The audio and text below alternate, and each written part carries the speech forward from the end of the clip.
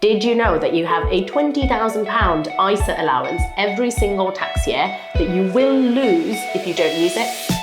In this video, I will tell you all about how you can use ISAs to reduce your tax bill and the specific actions that you can take before the 5th of April to make the most of this year's ISA allowance. Let's get into it. Let's start with the basics. What is an ISA? An ISA or an ISA stands for Individual Savings Account. It's basically like any other bank account, but only tax-free.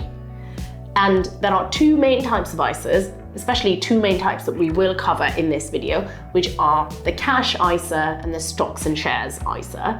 I will also briefly touch on the lifetime ISA towards the end.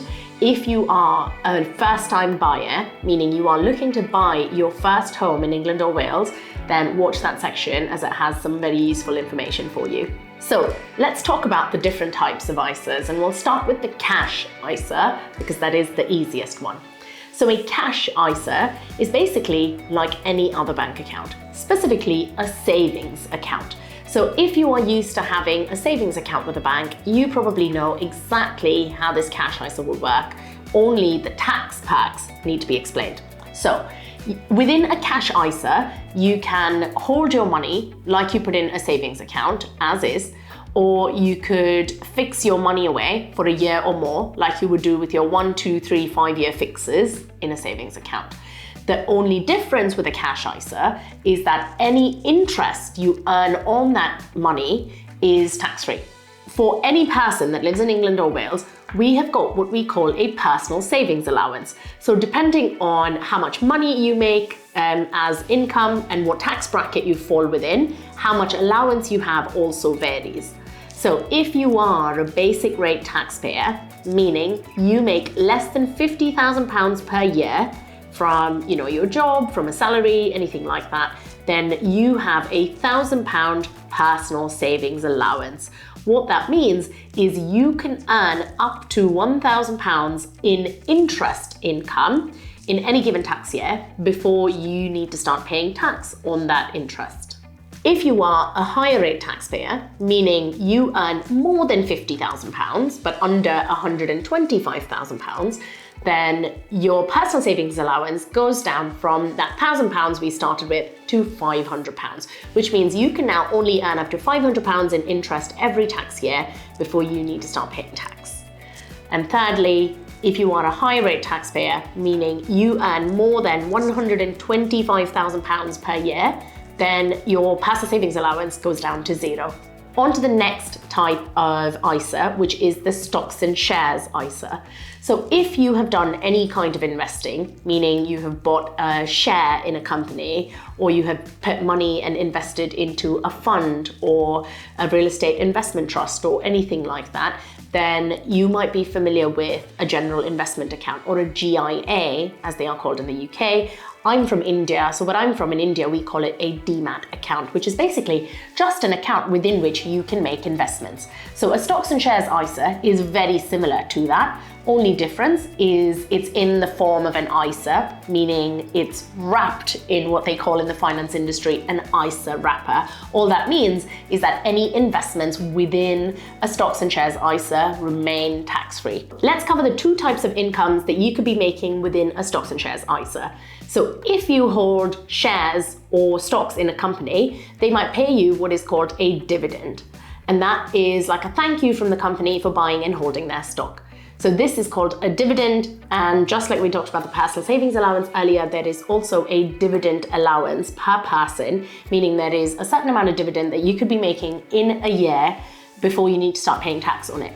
So this number or this allowance has been coming down over the years, and right now the dividend allowance is £1,000, meaning the first £1,000 you make in dividend allowance in any given tax year is tax-free, but if you earn dividends over that £1,000, that will be taxable.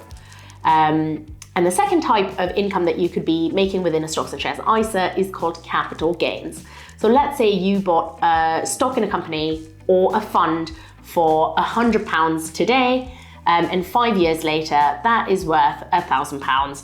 And now that it's worth so much more, you want to sell it So you've sold that for £1,000, and the difference between how much you bought it for and how much you sold it for is called a capital gain. In this case, that is £1,000 minus £100 and a total of £900. So that £900 would be your capital gain in this scenario. And normally there is again a capital gains allowance, as you can imagine from the trend of this video, up to which you can have capital gains per year without needing to pay tax on it. This number has gone down considerably over the years. A couple of years ago, it was £12,000. This year, this tax year, 2023-2024 tax year, it is £6,000. And in the 2024-2025 tax year, it is going down to £3,000, and I believe going down to almost nothing after that. So your capital gains can quickly add up and increase your tax bill, unless it is sitting within an ISA. So if your investments sit within an ISA, you do not pay any tax on the dividends earned or on the capital gains you make within that ISA or from those investments in the ISA. And the best part is you don't even need to declare it. You don't need to tell the government, oh, actually, I have an ISA with £20,000 and then I made £3,000 from it. No, you don't need to tell them. It's just shielded in that way. And you earn all of that money and get all of that growth tax-free. So we've touched on the two different types of ISAs, the main ones at least, and what they are about, what you can do within them, and also the benefits of having them. Let's now quickly touch on the allowances. So I talked about a £20,000 ISA allowance upfront in this video. What that means is in any given tax year, per person, you can put in up to £20,000 into your ISAs. And this can be across your stocks and shares and cash ISA, meaning a total of £20,000 across all the ISAs that you have. And that is the maximum amount of money you can put in per year. You can put in any amount from £1 up to £20,000. And any gains from all of that money remains tax-free. And if you do this, for instance, over 10 years and you max out your allowance every single year, you would have saved or invested up to £200,000, and any growth from that would be tax-free, which is insane. Anyway, that's allowances done. Let's also touch on rules, because surely there is a catch if all of the money inside this is tax-free. So let's talk about that next. So the biggest rule, the first rule I think I already covered, which is the £20,000. You cannot put in more than £20,000 across all of your ISAs in any given tax year. But rule number 2, which is one that most people tend to get wrong, is that you can only pay into one of each type of ISA in any given tax year. So let's assume we're talking about the current tax year, 2023-2024, you can only pay into one cash ISA and or one stocks and shares ISA. You can have both, so you can have one cash ISA and one stocks and shares ISA, but you cannot pay into two cash ISAs, and that's only for the current tax year. So for instance, if you had a cash ISA and a stocks and shares ISA that you paid into last year and you're continuing to pay into them this year, brilliant. What that tells you is you cannot open another cash ISA, for instance, because if, let's say another cash ISA, a new one from Plum, let's say, is offering you a better interest rate, so you want to open a second one, no, you cannot do that because you've already contributed into one cash ISA this year. So that's the rule. You can only put money into one of each type of ISA in any given tax year. That's the one a lot of people get wrong. So if you need to watch that again, do watch it. These rules are current as of the time of this recording, as of 2023-2024 tax year, but a lot of these rules are changing, and for the better, I think, come the 2024 tax year, and I will cover that in a future video. Oh, I almost forgot. I did promise I would touch on the lifetime ISA briefly. So a lifetime ISA, or a LISA, is another type of ISA. It can be either cash or stocks and shares, which is why I didn't cover them earlier. I think the two main kinds of those two. But a lifetime ISA is specifically targeted at two types of people. People that are saving to buy their first home or saving for retirement. We'll not touch on retirement today, just because I think there are better ways to invest for your retirement, such as pensions, which we'll not cover in this video, but we'll talk about the advantages of using a lifetime ISA if you are a first-time home buyer. A lifetime ISA is interesting and unique in that, one, it has a £4,000 limit, so you can only put in up to £4,000 into a lifetime ISA in any given tax year, and this £4,000 is counted towards your overall £20,000 allowance. So you can't put in £20,000 into a cash ISA and also put in £4,000 into a lifetime ISA. It is a total £20,000 allowance, of which you can put £4,000 into a lifetime ISA.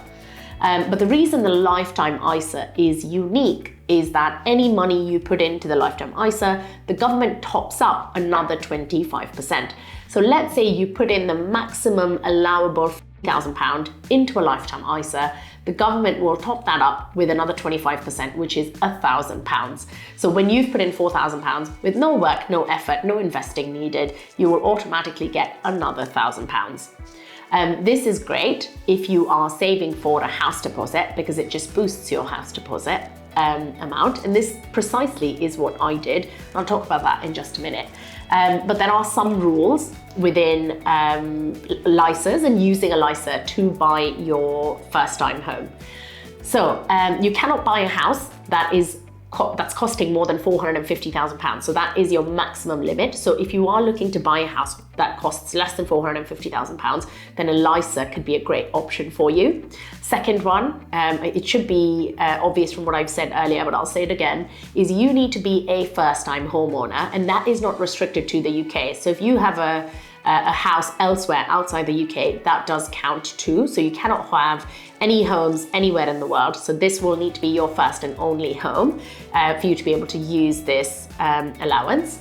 And secondly, you can only open a LISA if you are 39 years of age or younger. If you're older than 39 years of age, unfortunately, you cannot use this one. And the last one, also quite an important one, is you cannot take the money out to buy your first home for up to 1 year after opening the account. So you need to have held that account for at least 1 year before you can take the money out and use it to buy a home. Okay, so we've come almost to the end of the video, and the last bit is what actions specifically can you take between now and the 5th of April, which is the end of the tax year, and it's just a few days away, to make the most of your ISA allowance from this tax year. One is, if you don't have an ISA, open one. It's really easy to do. You can do it from your phone. You can transfer the money electronically and you'll be done in a matter of minutes. So yeah, step number one, open an ISA. Step number two, fund it. It sounds really basic, but yes, you do have to put money into your ISA. If you're wanting to invest or you're not comfortable with investing, you don't know what to put your money into, that's totally fine. You can still just put your money into a cash ISA and you will still be using up your ISA allowance. At a future date, you can then choose to invest this cash. So make sure you're putting money into your ISA to use up the allowance that you have now. So for instance, if you've got savings that are sitting outside of an ISA, consider moving it into a cash ISA. That's precisely what my husband and I just did, because we had some allowance left over. We've just moved some of our emergency fund over from a non-ISA account into a cash ISA. Number three, set it up to be automatic. Make it recurring, make it a monthly thing. So if, for instance, you're saving £100 or £500 or £2,000 a month, but it's sitting outside of an ISA, consider automating that to go into an ISA. So you can set up a standing order to pay money into your cash or your stocks and shares ISA every single month, and that way you don't need to get to the end of the tax year and be scrambling and thinking about your ISA allowance. It's just automatically happening throughout the year. Step number four is invest that money so that it grows for you and makes the most for you in the future. I'm not going to cover what you put your money into. If there is interest in that, I might cover that in a future video, at least in terms of what I invest my money in. But consider investing your money as a baseline. If you are investing for the long term, meaning you're investing for at least 10 years or more, then you can consider putting it into a global diversified index fund, which I'll talk about in another time. But yeah, that would be step number four, consider investing your money. But yeah, that's the video. And I hope you enjoyed it. Thank you for watching and see you next time. Bye-bye.